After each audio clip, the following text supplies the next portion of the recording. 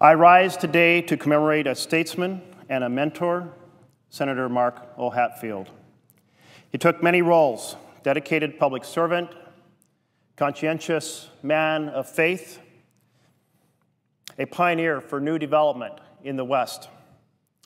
He was born in 1922 in Dallas, Oregon, a small town not far from our capital in Salem, to a family of modest means, his father a blacksmith, his mother a school teacher.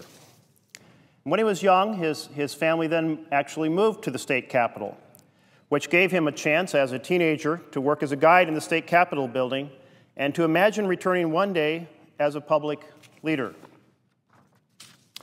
He proceeded to study at Willamette University in Salem, and during his freshman year, events took a dramatic turn with the attack on Pearl Harbor in 1941.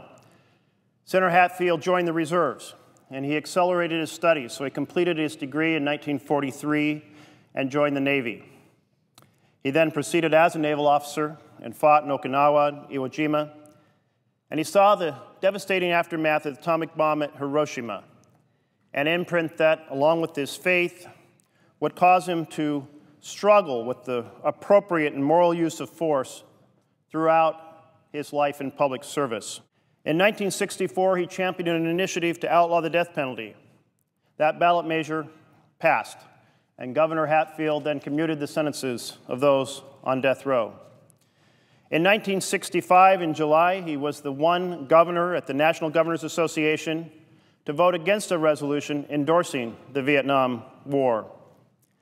In 1995, he proceeded to oppose the balanced budget amendment. And as the Senate historian Don Ritchie observed, quote, "It was one of the most courageous votes I've ever seen. He knew he was sacrificing his chairmanship and his position as a senator. Few knew then that Senator Hatfield had offered to resign." My own connection to Senator Hatfield began in 1976. In the spring of that year, I went to Salem to meet with Jerry Frank, Senator Hatfield's legendary chief of staff, to interview for a possible summer internship in Senator Hatfield's D.C. office. And I will be eternally grateful to Jerry Frank and to Senator Hatfield for offering me that internship, that opportunity to come to our nation's capital to see government in action. It was because of my admiration for Senator Hatfield that when I became Speaker of the House in 2007, I called him up and asked if he would consider coming to swear me in to take the oath of office. And he readily agreed to do so. That was the last public event that my father was at before he passed away, and it was one of Senator Hatfield's last major public events. And I so much appreciated the symbolism of the Republican and the Democrat coming together at that moment, sought to help guide the Oregon House, the same chamber where Senator Hatfield started his political career, to solve Oregon's problems. And it's because of my admiration for Senator Hatfield that when I came to this chamber, I asked for Senator Hatfield's desk. There are 14 names carved into the desk drawer in this desk. And the 13th is Senator Hatfield's. And as I looked at the names, I was surprised to discover that this desk had never crossed the aisle before. And so I think it's symbolic of Senator Hatfield's career of public service focused on solving problems and working together across this aisle, that his desk made that journey across to here now. During those walks back and forth between here and Russell Senate Office Building, Senator Hatfield paused one day to pull the leaf off a ginkgo tree. And he said, "Jeff, this is one of the simplest of God's creations.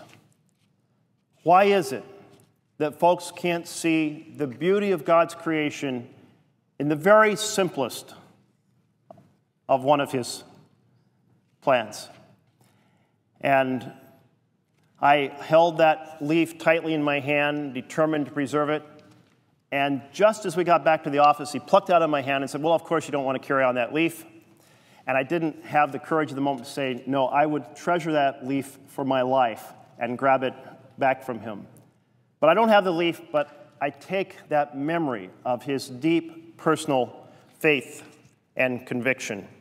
And I was sharing this story with another intern who served with Senator Hatfield in 1985. And he said, well, let me tell you another story about a tree and Senator Hatfield. And now on this walk between the Senate office building and Russell office building, there is a tree that Senator Hatfield planted. It's a metasequoia tree. It so happens that the metasequoia used to grow throughout Oregon millions of years ago.